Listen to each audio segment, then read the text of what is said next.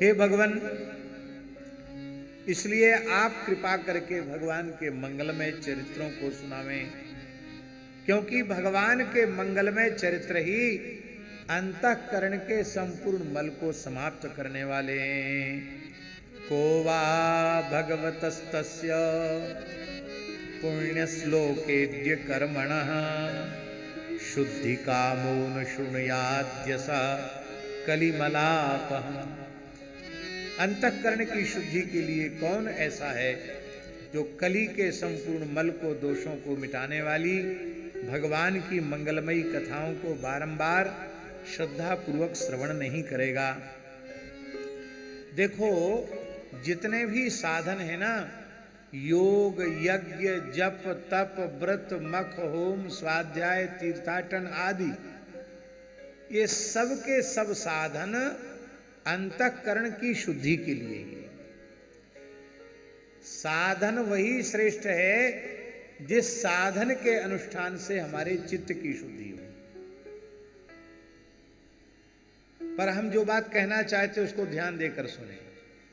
जब इन साधनों का अनुष्ठान व्यक्ति करता है तो वह अपने चित्त की शुद्धि का कर्ता स्वयं होता है, और जब वह भगवत भागवत चरित्र श्रवण करने बैठता है तो उसके अंतःकरण की शुद्धि के कर्ता भगवान होते हैं।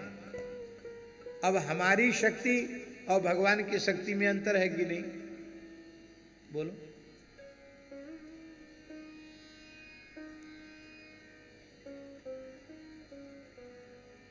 भगवान सर्वसमर्थ हैं। प्रविष्टो कर्णरंध्रेण स्वानाम भाव सरोरुहम धुनोति शमलम कृष्ण सलिलस्य यथा शरत्। भगवान कर्णरंध्र से प्रवेश करते हैं, सत्संग के माध्यम से प्रवेश करते हैं और सारे दोष को सर्वथा समाप्त कर देते हैं। इसलिए चित्त की शुद्धि के लिए कथा श्रवण करनी चाहिए। एक बड़ी ऊंची बात है, सर्व साधन संपन्न जीवन हो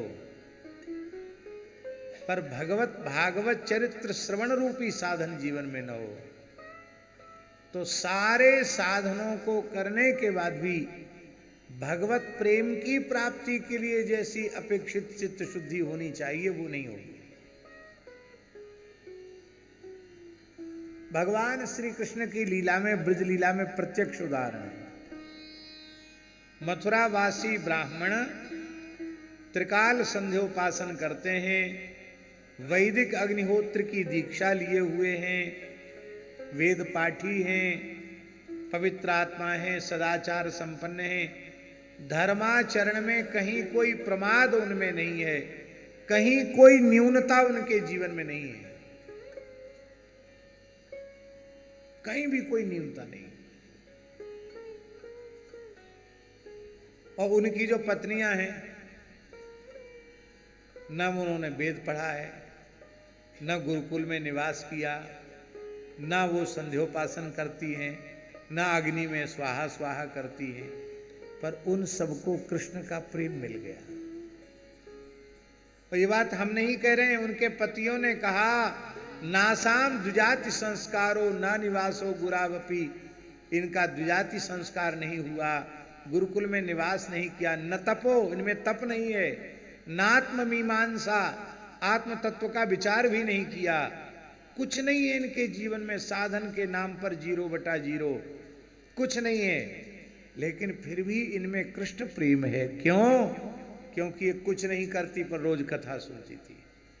और कथा भी कोई ऐसे नहीं कि कोई बड़े महात्माओं की वाणी से कथा सुनती। मथुरा की मालिनें वृंदावन में फूल चुनने जाती, कंदमूल फल लेने जाती, और वहाँ से लेकर आती और उनसे खरीदने बेचने के समय ही थोड़ी देर भगवत चर्चा हो जाती। आज वृंदावन में कौन सी लीला हुई, और उसी को सुनकर के उनका चित्त इतना शुद्ध हो गया कि श्री कृष्ण आए हैं, भूखे हैं, इतना सुनते ही ऐसे दौड़ पड़ी जैसे सावन भादों में श्री गंगा यमुना समुद्र की ओर दौड़ती है, ऐसे भगवान की ओर दौड़ के चली गई।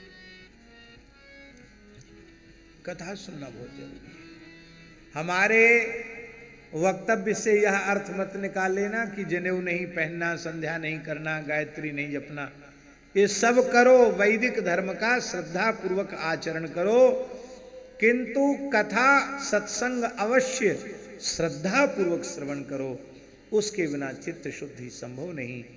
शुद्ध अंतःकरण में ही ज्ञान भक्ति वैराग्य का प्रकाश होता है। बोलो भक्तवत्सल भगवान की जय। श्री सीताराम प्रतिदिन सत्संग एवं दर्शन के लिए श्री महाराज जी के ऑफिशियल चैनल को जरूर सब्सक्राइब करें।